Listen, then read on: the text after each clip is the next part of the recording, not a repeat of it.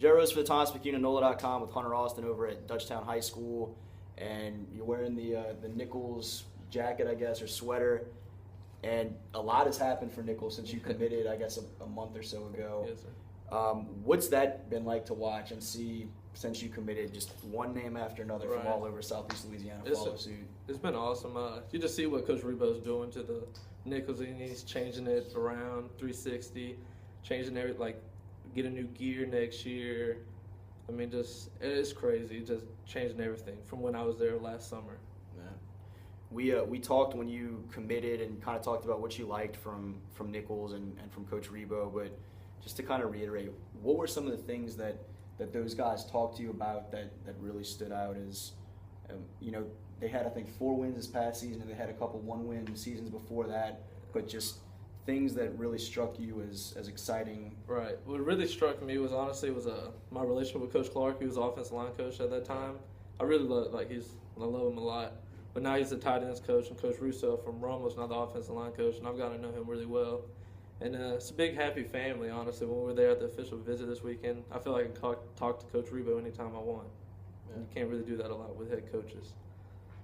Coach Clark and the guys that were there prior to even Coach Rebo getting the job, it seemed like they did a pretty good job keeping in touch with y'all. Yeah, he did. He's actually Coach Clark's the only one that's stayed from Nicholls. He's the only one, and he's done a real good job recruiting while he's everybody's figuring out stuff, Yeah. So he's done a real good job.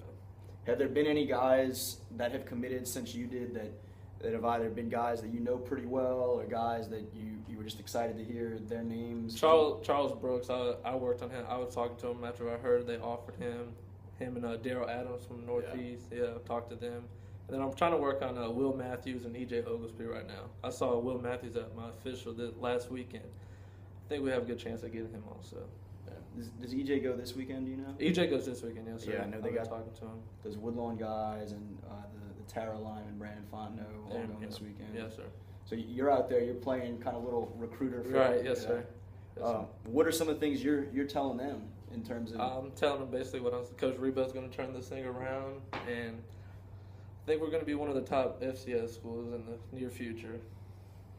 What do you feel like you bring to the table specifically? You're a guy that I think you're on our preseason all-area team and stuff like that. So, I mean, you've had some obvious success at the high school level. Right. If you can just describe what you feel like maybe your strongest suits are that you bring down there. Probably my leadership and probably working on feet work and stuff like that. I can work with the other guys and stuff like that. I think class of 2015 is just bringing a camaraderie around the whole team, and they're all ready to see us too, and being the foundation of Coach Rebo's first recruiting class.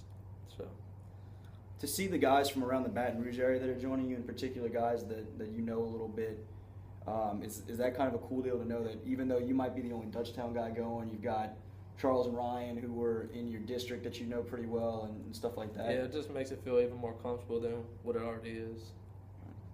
There you go. Hunter Austin over at Dutchtown High School. Joe Rose for Thibodaux, NOLA.com.